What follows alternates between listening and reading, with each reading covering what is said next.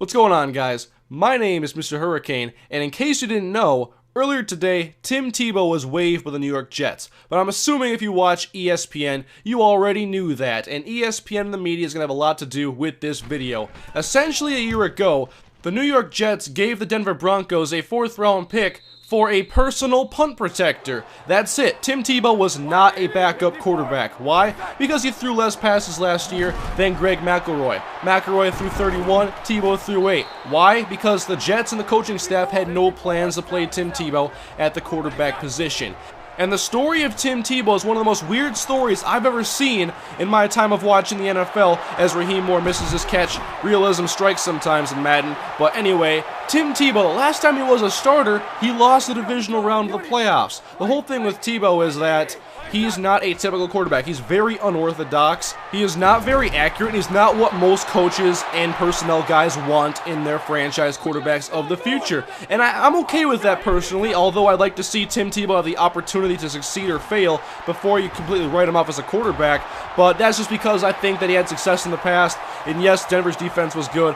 But either way, the media has fallen in love with Tim Tebow ever since he was the 4th quarter comeback guy. It was Tebow time when he played for the Denver Broncos. And the media circus, ESPN, and all the other media outlets that want to talk about Tebow no matter what it is, that is the reason why teams don't want Tim Tebow. And I'm not talking about as a quarterback. I'm talking about as a football player. I imagine that a lot of coaches around the league would love to have a 4-team special teams player, a fullback, tight end, a role player. I bet they would love to have a cheap player that can fit those special teams needs and secondary needs on offense. I personally think Tim Tebow is a good football player, but I wouldn't put my trust in him as a long-term quarterback. I'd probably like to give him the chance, but I think the more realistic option is to have Tim Tebow be like a fullback, tight end hybrid, and H-back, and then he could be a 4-team special teams player. But I do think there is a place in the NFL for Tim Tebow, but teams don't want the media circus. They don't want what happened in New York, what happened in Denver. Teams just don't want that.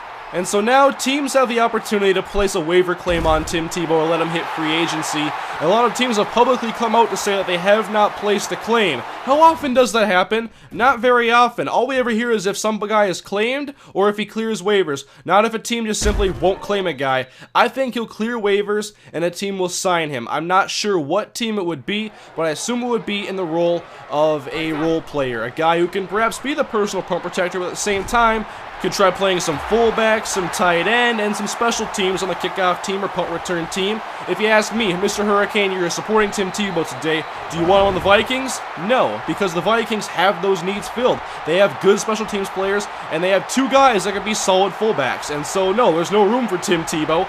But I do think another team will have room and will sign Tim Tebow. I have no idea who that team may be now. And here is my plan to help stop the media attention around Tim Tebow. Give him 0 snaps at quarterback in practice. See if that shuts him up. There will be no talk about Tebow playing quarterback if he never plays it in practice. That's my theory anyway. Anyway, guys, let me know what you think of Tim Tebow. Where should he end up? Do you want your team to sign him? Thanks for watching, guys. I'll see you later.